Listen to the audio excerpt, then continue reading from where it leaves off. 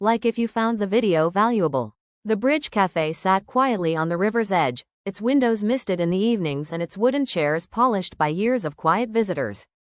Maya had worked there for 3 years, serving coffee in the mornings and sketching in her worn notebook during the slower evenings. Her favorite seat was by the window, where she could see the stone bridge that arched across the river. Every evening, just as the clock struck 7, a man would appear on the far side of the bridge. He never crossed it. He would lean against the rail, watching the water beneath, sometimes for minutes, sometimes for an hour, before walking away into the night. Maya grew used to his presence. She didn't know his name, or where he came from, but he fascinated her. She began to sketch him, page after page in her notebook.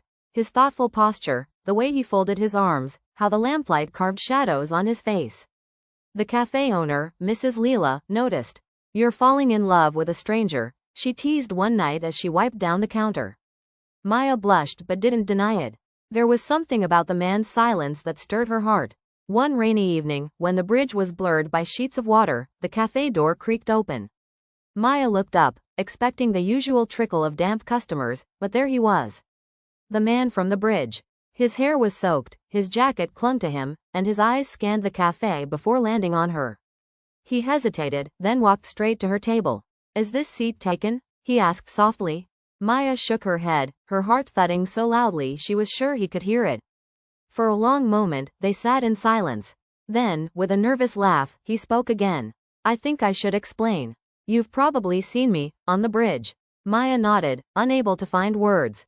"I stand there because it's the only place I feel close to her," he said, staring at the rain streaking down the glass.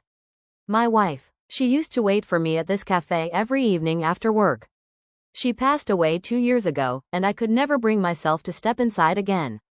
Until tonight." Maya's throat tightened. She had imagined many reasons for his presence, but never this. "I'm sorry," she whispered. He smiled sadly. "Don't be. I noticed you, too. Sketching me. At first, I thought it was strange. But then I realized, it gave me a reason to keep standing there. To feel seen again." Her hand trembled as she closed her notebook, embarrassed. But he reached across the table and touched it gently. "May I see?" he asked. She opened the notebook slowly, showing him the sketches. His eyes softened as he flipped through the pages. "You captured me better than I remember myself. It's beautiful." Their conversation stretched into hours. He told her his name, Arjun, and about his late wife, how they had met, and why the bridge held such weight for him.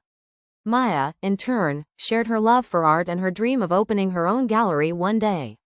By the time the cafe closed, the rain had stopped.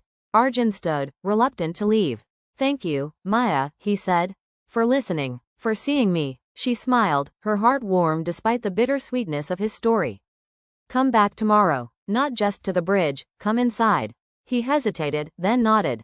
"Tomorrow." The next evening, at 7, Maya sat by the window again.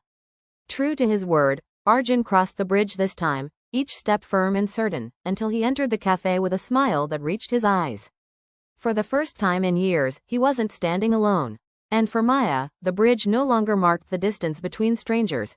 It had become the path that brought two hearts together.